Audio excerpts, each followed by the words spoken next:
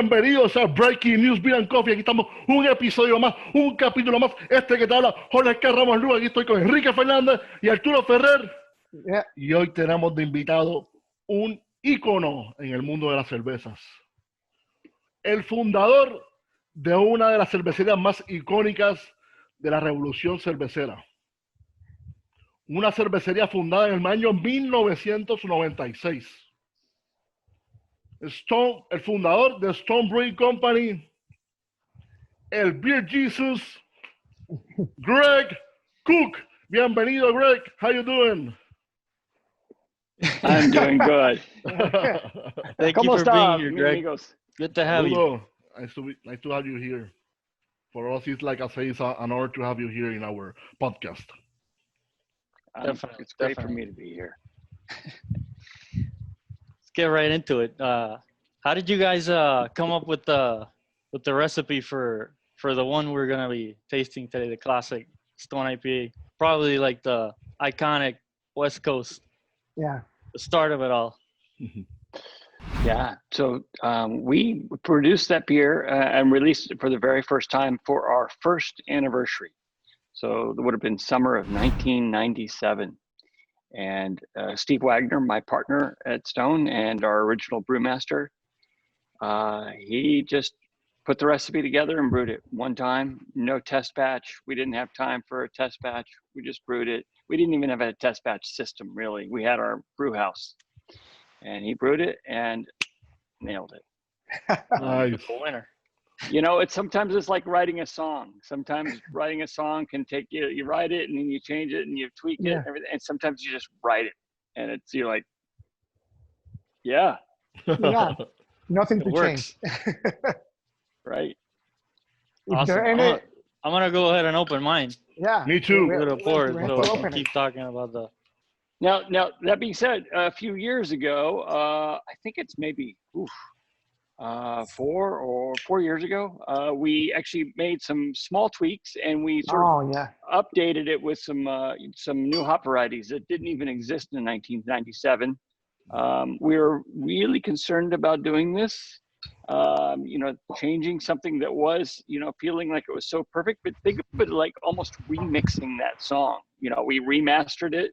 It still is like the original, but it feels just a little bit more fresh and present. It's a good way of putting it. Remastering like a good rock song. I like that. Yeah.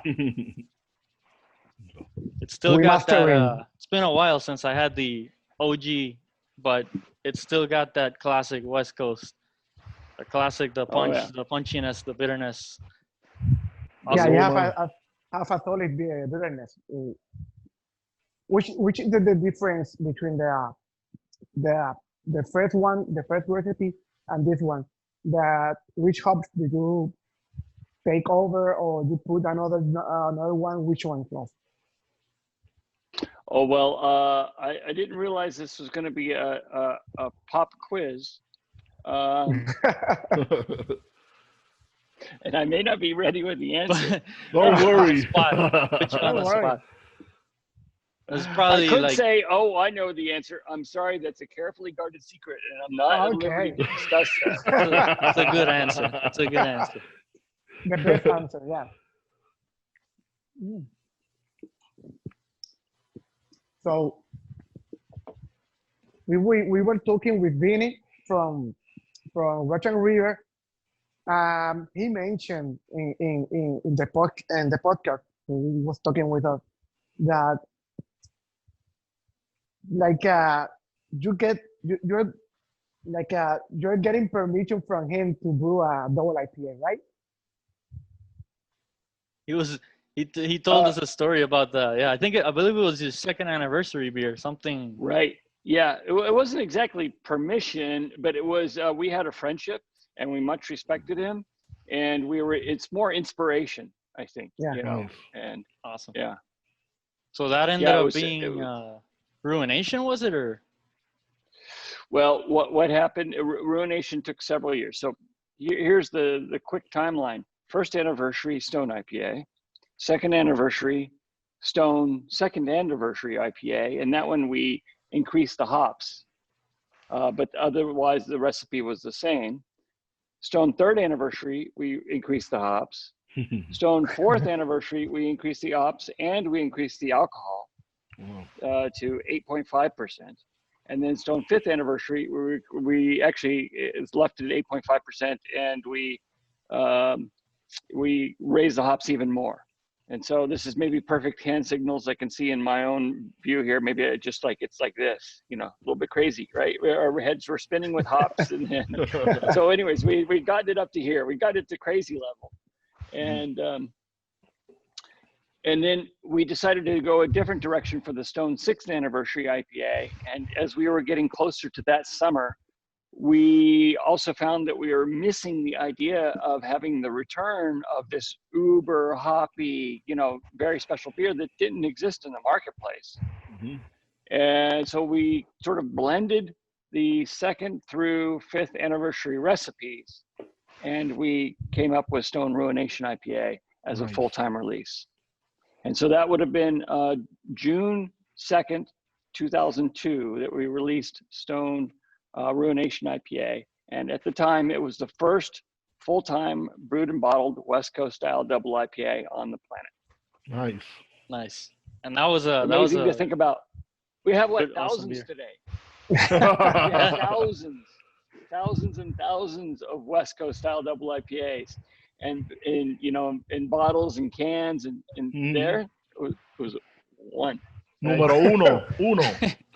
And thank you for coming up with all that stuff, because you probably created the way we have this awesome selection of IPAs nowadays. So right. Well, you know, the mention of like the analogy to rock and roll was made earlier, and rock and roll wasn't created by one person or one band. It was created by a little inspiration here and some inspiration here and some inspiration here. And you can look at the source was, you know, many sources coming together. And I think that's the source of the double IPA. So we can't take credit. We can only take credit for our part of it. Awesome. Were you guys always fans of like super hop forward beers when you were homebrewers, or was it just like what drove you to start making these super bitter, like way more aggressive style beers? Well, again, you know, when we were homebrewing, there weren't super hop forward beers to be fans of, right? They didn't exist. So you know, but it's like, you know, the early rock and roll guys, they're like, well, I'm a fan of Robert Johnson. I'm a fan of, you know, Chuck Berry. I'm a fan of, you know, and then these things, they start coming together. So I remember Steve and I brewed a beer, what we called the alternative alt beer. And it was not, and it was so hoppy for an alt beer, and I loved it, because alt beers are not hoppy at all. No.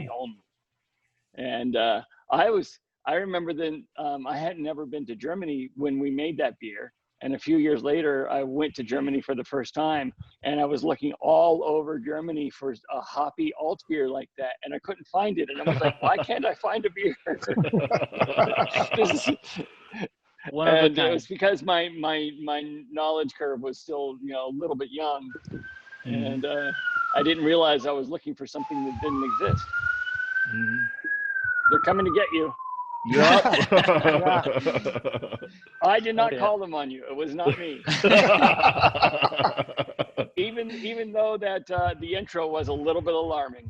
Right. That's the new tag of the show. You're gonna be alarmed. So, how did you come with the name and the mascot, the gargoyle from Stone? Yeah. So Steve and I had been planning together to make a brewery. We'd been home brewing, and we kept talking. Hey, maybe we should start a brewery. And we were, you know, thinking about the other person as a potential partner. We knew each other a little bit, but not so well. We mostly got to know each other through home brewing and through our discussions about craft beer and such. And it was during one of our planning sessions. Well, we would always throw a name to each other. And every time he said a name, I was like, yeah. Nah, nah. And every time I said a name, he was like, no. No. And during one of the sessions, I saw the word Stone written on something. And I said, hey, Steve, how about Stone Brewing? And he didn't say no right away. It was And there you go. It stuck. it was a start. Yeah. I was thinking about, okay, so then a few months later, we were like, okay, Stone, how do we represent Stone? And even though, you know, we didn't really fully know what we would become as a band, right? We had started writing songs together. We always were discussing music together, right? This is the analogy. And, but we still didn't know all of the future songs and albums we'd write. But I did know that we wanted to make beers that were probably a little bit more aggressive than normal, a little bit different than normal. And so I wanted some imagery to tell that story on the label, right? You know, right for the first moment you see the label, you can say, okay, maybe this is going to be something a little bit different. And and so I thought about it. Gargoyles are made of stone. Gargoyles are, you know, this protector, and they're a force for good, warding off evil spirits. And so I hit on the idea, okay, if we use a gargoyle, it's tough, it's fierce, it's very interesting looking, it is strong imagery, and it will tell our philosophies. And so we use our gargoyle to ward off chemical preservatives, cheap ingredients, pasteurization, the modern day evil spirits of beer. Nice.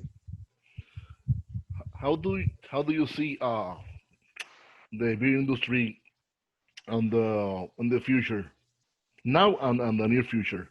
How do you see it?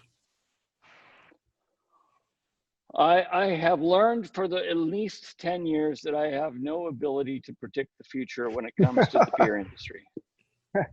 Because if somebody had told me that people would be wanting to drink hard seltzer, flavorless, and this kind of thing, which is, it's in a way, it's sort of the beer, it's affecting the beer industry, I would have told them, of course, nobody is ever going to drink that. It tastes like empty air, like bad empty air.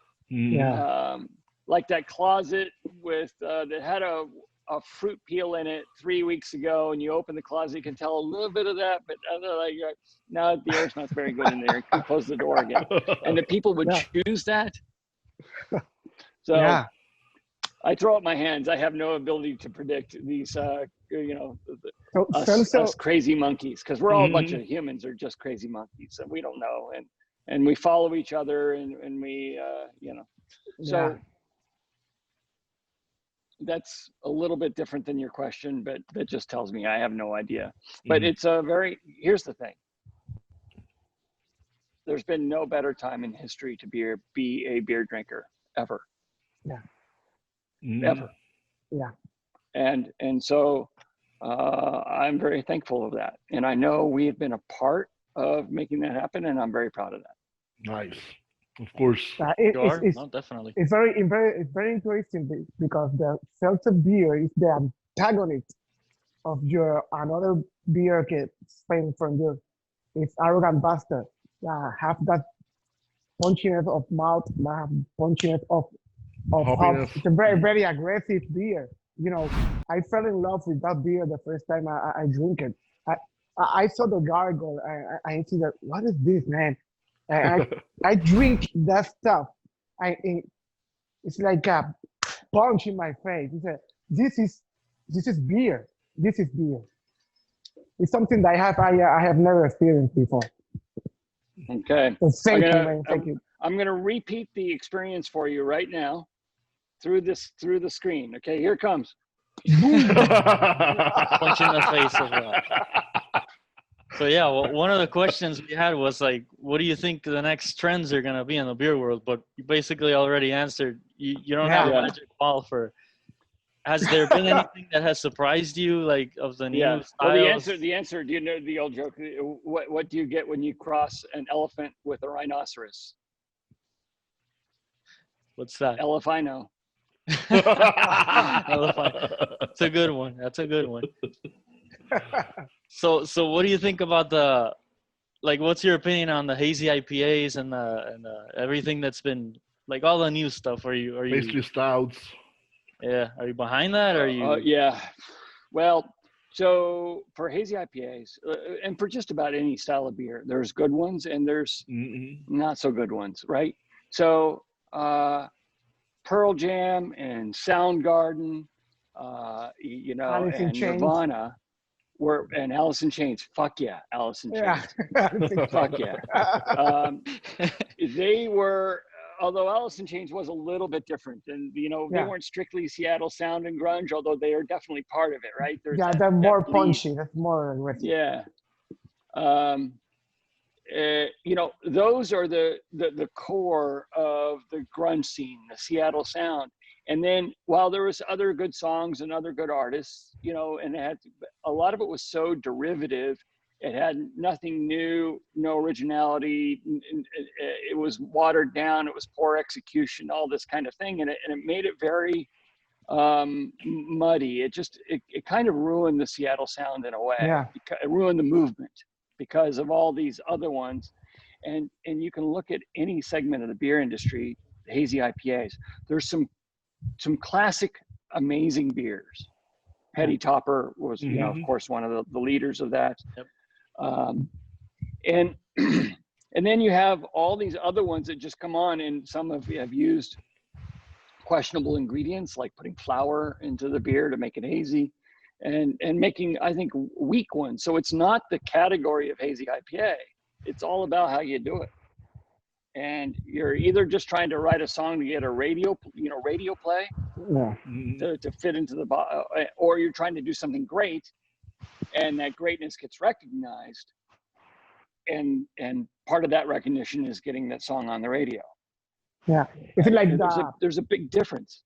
It's like the hair bands of the 80s that everyone's, you listen to one and another, it's the same thing.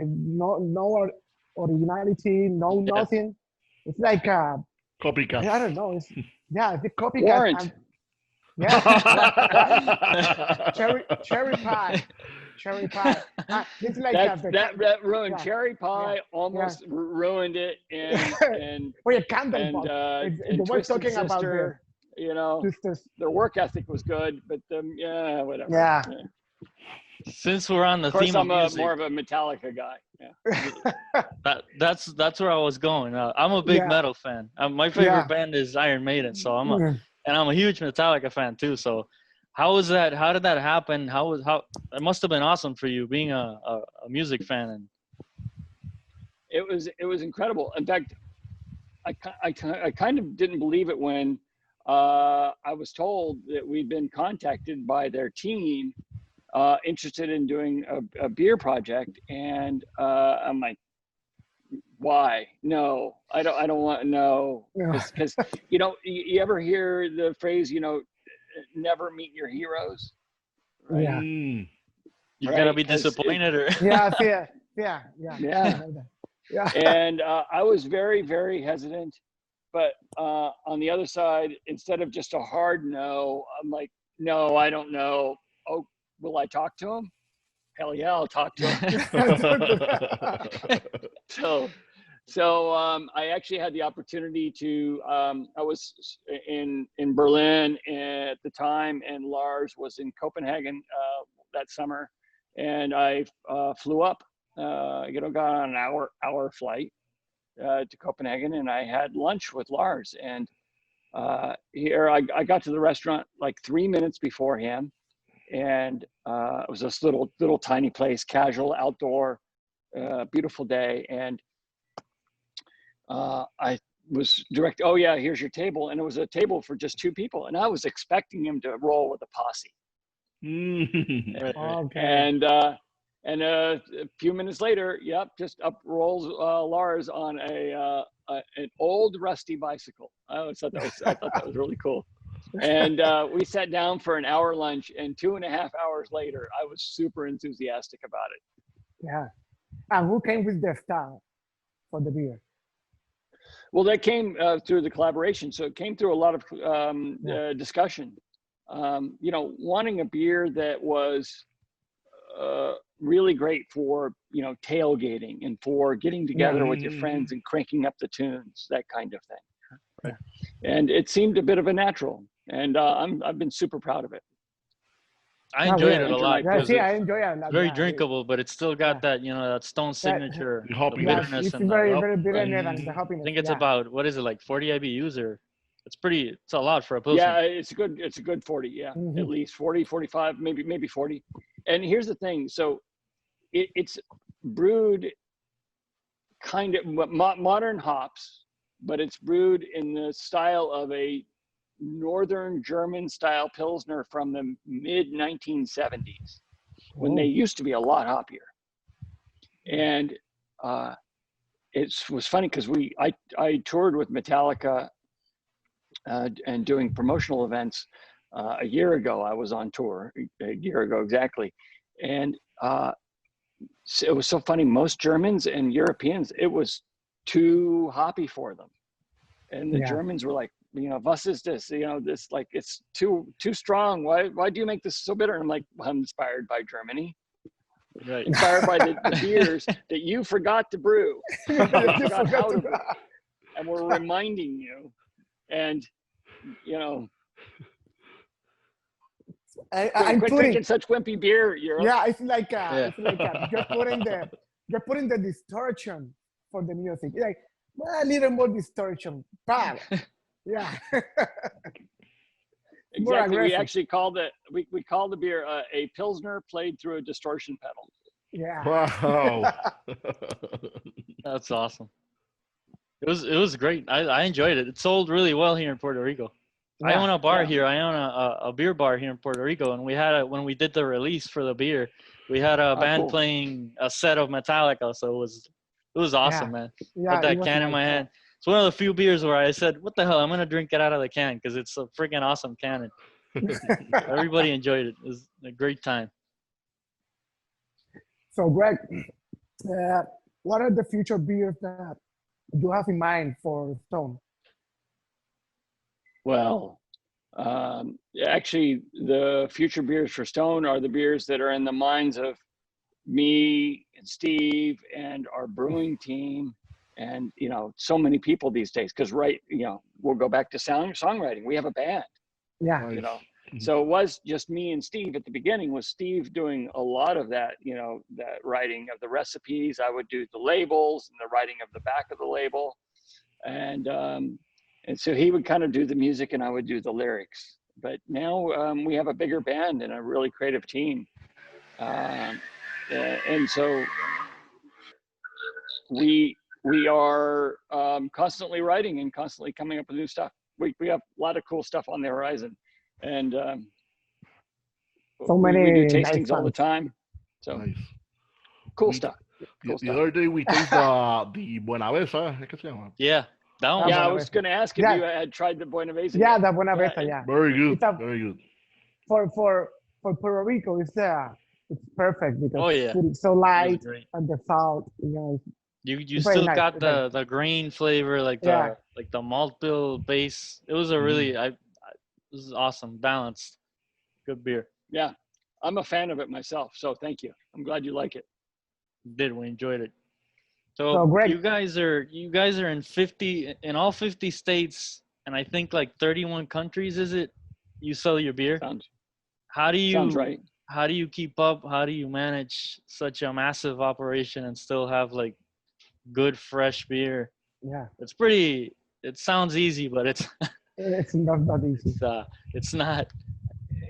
Well, you know, it's funny because it's both easy and definitely not easy. It's easy to have the philosophy and you say, okay, here are the basics. We want to always brew beer to our quality and to our flavor profile, and, you know, not sell out, not just sell out the company, but not sell out our ideals. And so making those decisions is actually pretty easy for us. And when you use that as your foundation and everything else is built on top of that, it makes it a lot easier because you know when you're hitting it and you know when you're not hitting it. And so that foundation is what's so important, because if you don't have that foundation that you're building on, then you're never sure what your course is. You don't know if you're on the right roadmap or not. Mm-hmm.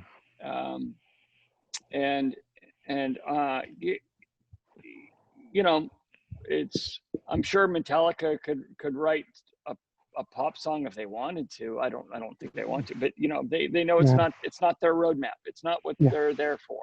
They're there to be Metallica. We want them to be Metallica. They want to be Metallica. Yeah, that works great.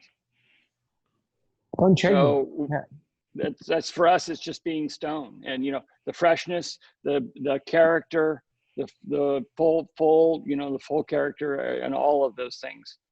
And then you do that as your standard. Okay, go.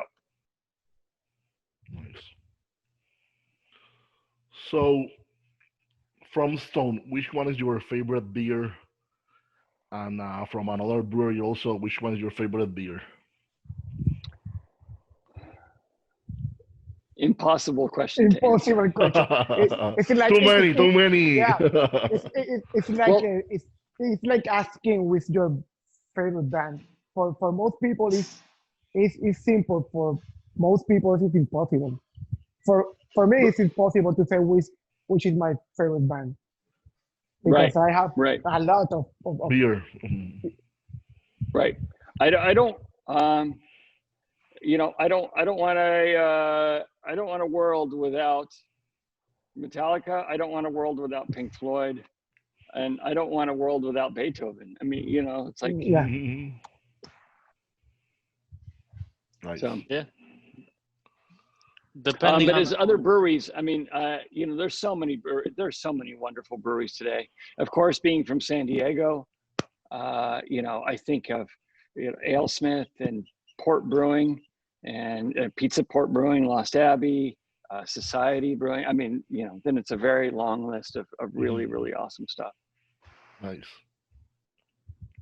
What would you? And Russian River. Oh, yeah. Russian River. Can't miss that. It's gotta be on the list. Yeah, Russian River. What would you say? What tips would you have for like a home brewer who wants to go pro nowadays and such a big market? Like, there's one thing you knew before you started. What do you think be the? I think more important today than any other time, and it's the same for the music industry. If you want to be in a band, play the music that you're inspired by the most. Make your style. Don't try to copy somebody else's style, because then it will be a copy. Never listen to the public.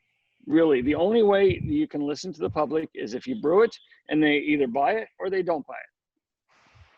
There's nothing else to listen to. And if they don't buy it, but you still want to make that beer, okay, then just make less of it, so you're not having, you know, it sit around and getting old, right? But if less people want to buy it, then brew less of it. And if there's another recipe that you make and people want to buy more of that, then you can brew more of that one. But focus on doing your thing, because if you try to do somebody else's thing, we've already got people doing those things. So be yourself. It's the same with music. Who wants to listen to somebody new do the same old thing? Yep. Yeah, I can relate to that, because I'm a drummer, and I have a band. I never play cover bands. I always play my songs with my bandmates. We made like 2 albums, but we play our music, and it's the best time of my life. You know, I was making my music, and people was going to see my show. Man, this is the best thing, and people cheering. Cool. Yeah, man, the best thing. What was the name of your band? And do you still have it? No, it's like 10 years ago. Yeah, I finished, but it's a local band in Puerto Rico. Yeah, sure. Yeah, cool. But I love it, man. We play our music. It's like you're saying, if people come, they're gonna go. You know. Right. Yeah, It's it's that philosophy of you play your music for the people who are there. Don't ever play your music for the people who aren't there. Yeah. And that means don't try to make the people who aren't there happy so that they'll come. No, the people who did come, those are the people to focus on. And you're one of those people, and so focus on yourself as well. Focus on brewing, playing what you like. Yeah. Nice. Awesome. Awesome tips. Yeah. And you guys are living it because you've always been like completely against the grain since the start. Yeah. So maybe not so much nowadays because everybody's got the hoppier, bitter, wild. Because the grain went our way, you know. It's like the grain. The grain. We were waving the flag. Classic. And other people wanted to follow the flag, but you know, again, it's not just us, and I'm not trying to say everybody is following us, but you know, you get inspired, and then you inspire somebody else, and then they inspire you, and then you know, it's a positive snowball. It's like a West Coast IPA becomes the norm. You know, if you wanna make an IPA, you make a West Coast IPA. That was the norm. Nowadays, it's another thing because of the New England IPAs and the IPAs. But that's another song. And then another song. Very cool. ¿Algo más? I think we're Ya estamos. good to go. My Stone IPA ran out, so Yeah, I'd man. say that's about perfect timing. And you know what? Awesome. I don't have any more answers either. So perfect timing for everybody. No, but thank you again, Greg. It's It was an honor to us. For having us. Thank you for what you do. Thank you for your time. Thank you for we're your big time. fans and keep making good beer. And I have never been to Puerto Rico, but I am very happy to know that when I do visit, I'm going to have friends there who know about great beer. Yeah. You have friends in Puerto Rico. A lot of good have a beer great and good friend, people. So if you're ever down here, send us an email. We'll be sure to have a beer with you. So fantastic. Two, at least minimum 2 beers, probably 3. Oh yeah. 3, 4, nice. Okay. Pues, thank you guys. Pues amigos, Thank you. será hasta la próxima. Para nosotros fue un honor tener a Greg aquí con nosotros. Y será todo por hoy en Breaking News Beer and Coffee. Salud y pesetas. Será hasta la próxima. Nos vemos. Thank you, Greg. Gracias. Thank you, man. Cheers. Cheers, guys.